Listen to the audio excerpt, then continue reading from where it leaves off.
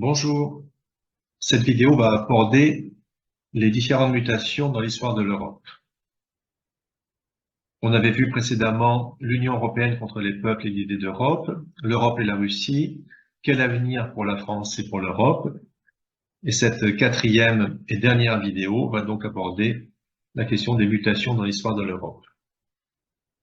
Et elle va l'aborder sous un angle transdisciplinaire dans la mesure où, outre un DEA d'études européennes, j'ai exercé en tant que médecin et psychothérapeute.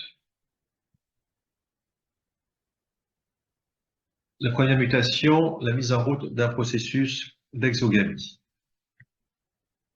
En rupture avec le despotisme des grands empires centralisés du Proche-Orient, où les notions d'individu et de liberté sont peu développées, la Grèce inaugure la recherche de la connaissance et de la liberté au niveau politique et démocratique, comme elle manifeste sa foi en l'individu et la recherche d'un idéal par le développement de la philosophie. L'Empire romain développe la loi et le droit écrit. L'Église va insister sur la prohibition de l'endogamie parentale, l'interdit de mariage entre consanguins, qui sera réellement respecté à la fin du XIIe ou au début du XIIIe siècle. Elle prône un mariage exogame et monogame, librement décidé par les époux. Nous voici plongés dans l'entrée dans la seconde mutation. Cette mutation correspond à la séparation progressive du spirituel et du temporel, tandis qu'émergent la science et la rationalité. Il va se produire un processus de déchristianisation depuis l'affaiblissement de l'Église durant la période du grand schisme d'Occident à la fin du XIVe siècle, pour atteindre sa phase finale dans la seconde moitié du XXe siècle. XIIIe siècle, les premières universités apparaissent, la Renaissance s'épanouit au XIVe siècle, les premières horloges à poids apparaissent, le temps des marchands remplace le temps de l'Église, les États-nations apparaissent, Gutenberg invente l'imprimerie, Copernic détrône la Terre du centre de l'univers avec son modèle héliocentrique, la navigation permet un commerce mondial, il y a un développement des libertés individuelles, les assemblées représentatives tentent de mettre un frein à l'arbitraire des monarques, Darwin apporte une pierre de plus à la désacralisation de l'histoire de l'humanité. Le XIXe siècle sera le siècle de la modernisation et de l'industrialisation, le mythe du progrès et de la technique, la séparation entre le corps et l'esprit, la séparation entre la nature et la culture, et aussi le colonialisme, la volonté de pouvoir, avec la volonté d'occidentaliser le monde. La fin du XIXe siècle marque l'apogée du scientisme et du positivisme, et l'Europe, à ce moment-là, est à l'apogée de sa puissance. Et puis, c'est le déclin au XXe siècle, les deux guerres mondiales, la phase finale de déchristianisation, l'échec des idéologies, l'échec du communisme, l'échec du néolibéralisme, même si celui-ci reste prédominant. Le thème de la troisième mutation est celui de la conjonction des opposés. Cette mutation est en germe depuis le tout début du XXe siècle. C'est une remise en question du scientisme par la physique quantique et l'apparition d'une nouvelle conception du monde. Il y a donc la naissance de la physique quantique avec Planck en 1900. C'est donc une remise en question du scientisme et on voit un psychanalyste, Carl Gustav Jung, et un physicien, Wolfgang Pauli, travailler ensemble dès 1932 sur le concept de la synchronicité. En écho avec l'apparition des premières horloges au XIVe siècle, Un nouvel étalon du temps est défini en 1955 avec l'horloge atomique au césium de très grande précision. C'est donc une nouvelle mesure du temps qui apparaît au cours de cette mutation. Faisant écho à la naissance de l'imprimerie, Internet révolutionne la diffusion d'informations.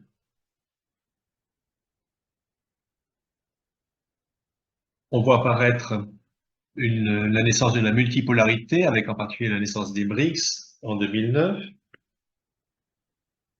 Il y a une nouvelle révolution industrielle qui apparaît avec le développement des biotechnologies et l'essor de l'informatique. Et dans ce contexte de cette nouvelle mutation, l'Union européenne reste bloquée dans la phase précédente, dans le passé.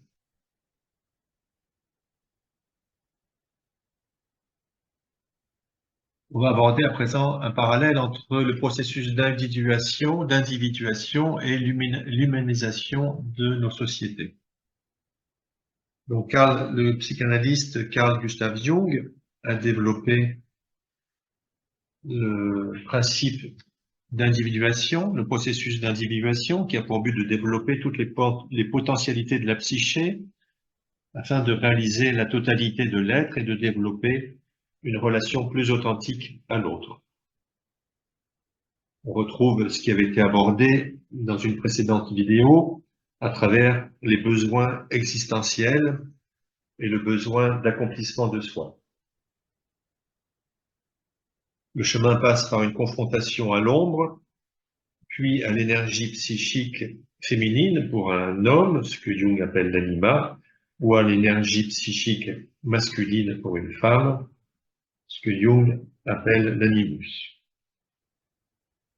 Donc tout d'abord la confrontation avec l'ombre, c'est-à-dire tout ce qui est réprimé ou occulté dans la psyché, et qui aboutit au retrait des projections et non pas à sa projection sur l'autre, avec l'antagonisme entre le bien et le mal. Cette confrontation avec l'ombre s'accompagne d'un sacrifice de la volonté de puissance, pour ensuite avancer vers une expansion de la conscience sous la guidance de principes organisateurs que Jung appelle des archétypes.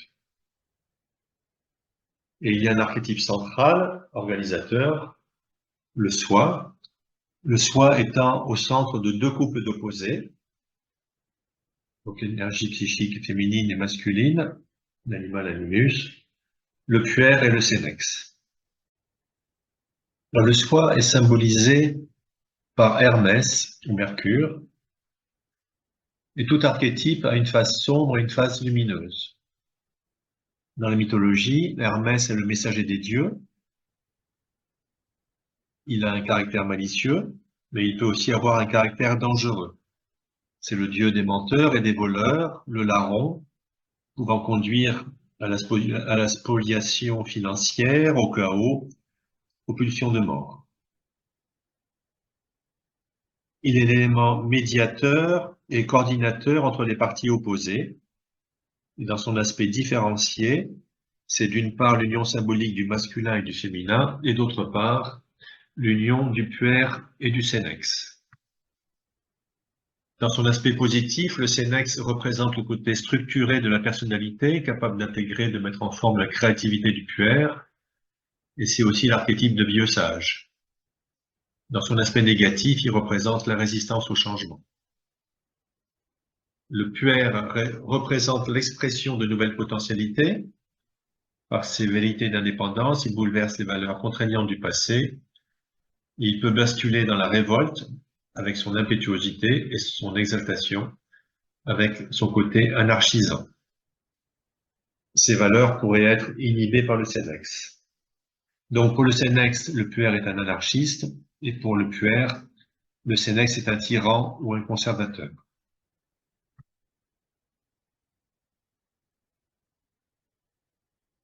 Le processus d'exogamie a abouti à une répartition de 4 systèmes familiaux exogames sur l'ère européenne. Et il y a une stabilité de cette répartition entre 1500 et le début du XXe siècle. Cette répartition est un cas tout à fait unique dans le monde. On avait donc vu ça dans la première vidéo, l'Union européenne contre les peuples et les idées d'Europe, à partir de 1h28. On peut faire une analogie entre les archétypes que nous venons de voir et les deux couples d'opposés au niveau des systèmes familiaux, à savoir d'un côté famille souche et famille nucléaire égalitaire, et puis également famille communautaire exogame et famille nucléaire absolue.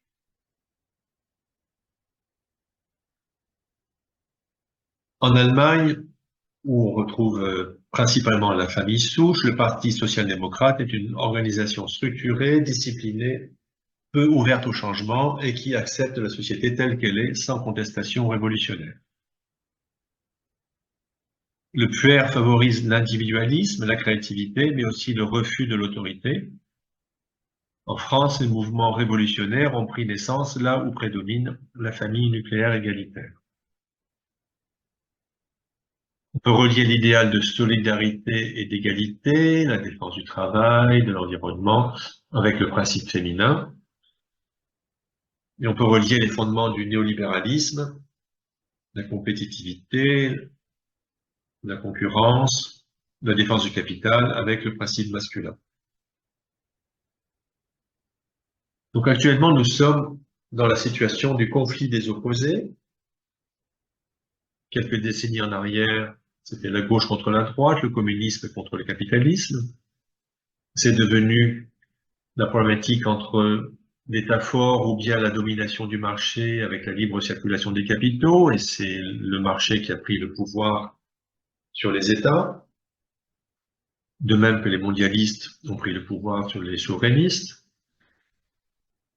La domination de l'extrême centre d'un côté contre l'extrême gauche et l'extrême droite de l'autre, la pensée unique contre ce que l'on appelle les complotistes, le bien, l'Europe entre guillemets contre le mal, la Russie entre guillemets, ou encore le néolibéralisme, le matérialisme poussé à l'extrême d'un côté, l'intégrisme religieux, la théocratie de l'autre.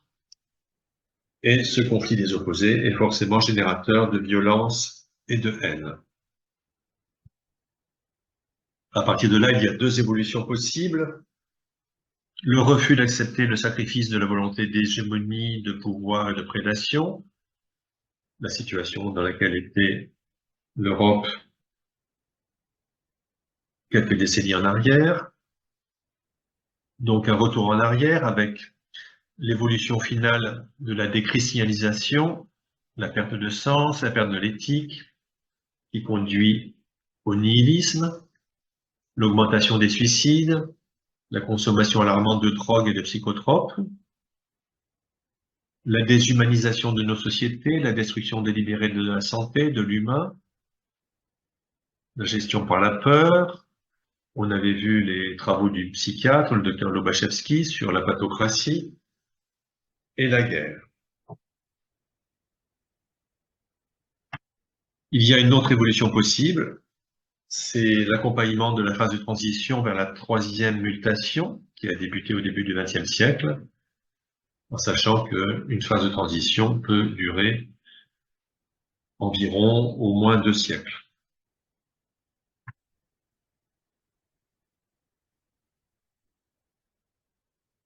Alors, les enjeux de la conjonction des opposés, on peut les résumer avec le principe de souveraineté, le respect des identités nationales, culturelles et religieuses, en même temps une coopération, une coordination entre nations européennes, renoncer à la volonté de prédation, de pouvoir, accepter la perte d'hégémonie, assurer la primauté de l'éthique, du droit, de la diplomatie pour préserver la paix et s'intégrer dans un monde multipolaire. Et enfin, passer de la pensée unique à la pensée complexe, réunir les sciences tournées vers la matière et les sciences tournées vers l'esprit, comme la psychologie, la philosophie, la spiritualité. Et tout ceci dans le but de favoriser l'humanisation de nos sociétés. Si on applique ceci à la santé, versant négatif ou versant positif, donc dans le versant négatif, on a des pertes de souveraineté au niveau des médicaments qui sont fabriqués principalement en Inde ou en Chine. On a quelques laboratoires pharmaceutiques qui ont été condamnés pour fraude et malversation et qui ont pu mettre sur le marché des médicaments ou des vaccins dangereux avec des études falsifiées, comme par exemple c'était le cas pour le Mediator. On a eu des agences de régulation qui n'assurent pas le contrôle de la qualité des produits mis sur le marché. Ça a été également le cas pour le Mediator. Le non-respect des règles de l'expertise sanitaire, une pensée médicale unique. La santé versant positif, c'est assurer sa propre souveraineté dans la fabrication des produits de santé avec des médicaments fabriqués en France et grâce à une coopération avec d'autres pays européens. Des laboratoires pharmaceutiques responsables, sans condamnation, qui mettent sur le marché des médicaments et des vaccins efficaces et sûrs, avec des essais cliniques fiables et vérifiés, avec des agences de régulation indépendantes qui assurent le contrôle de la qualité des produits mis sur le marché, et une démarche scientifique qui respecte les règles de l'expertise sanitaire.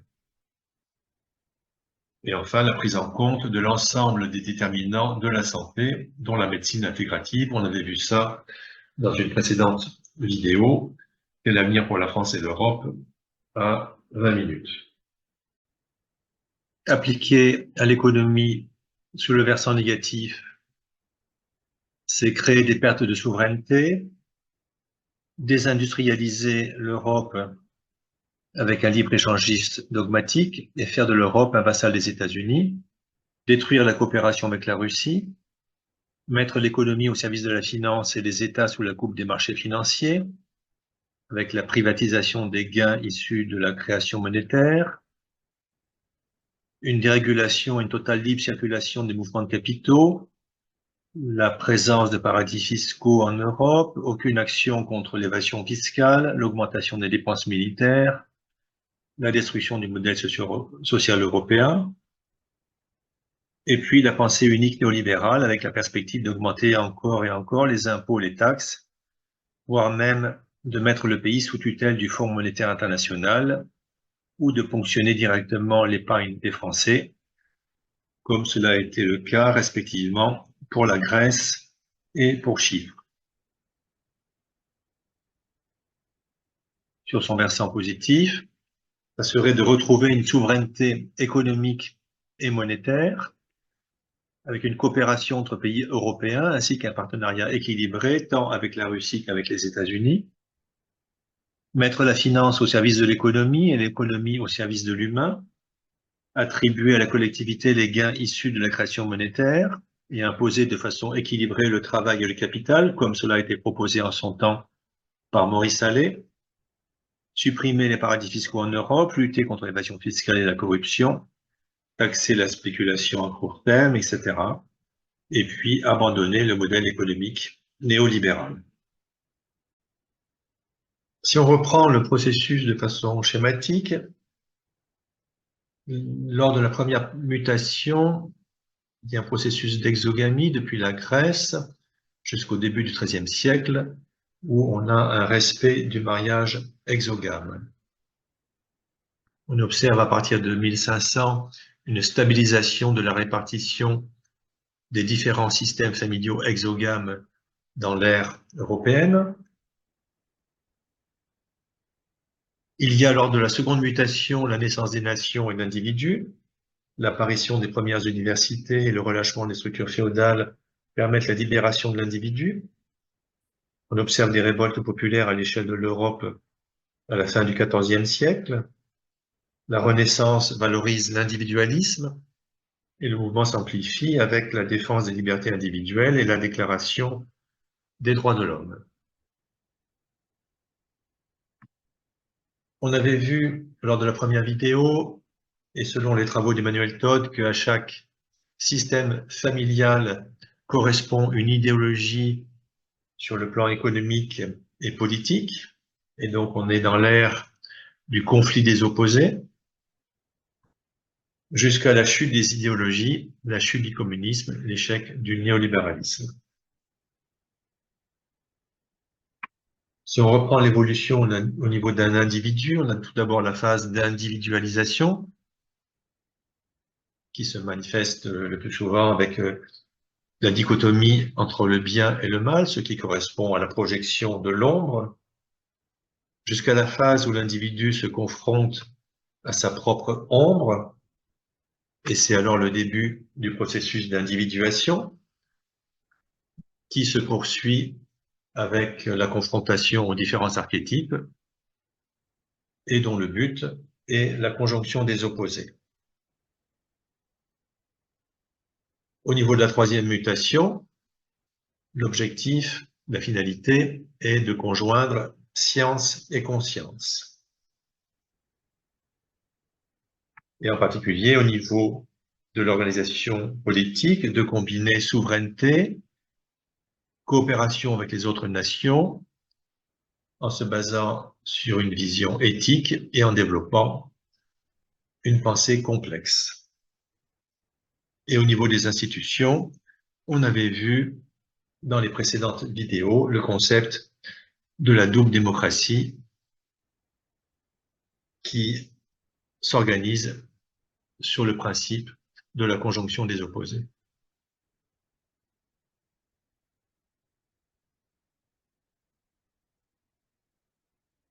La véritable problématique géopolitique à laquelle est confrontée l'Europe n'est pas la Russie, mais l'intégrisme islamique. On retrouve là un autre couple d'opposés, déchristianisation et matérialisme poussés à l'extrême d'un côté, contre théocratie et intégrisme religieux de l'autre. En s'engageant dans l'accompagnement de la troisième mutation, l'Europe pourrait aider le monde arabo-musulman à s'engager dans sa propre mutation et dans un processus d'ouverture. Ce double cheminement pourrait permettre d'envisager une résolution de ce conflit.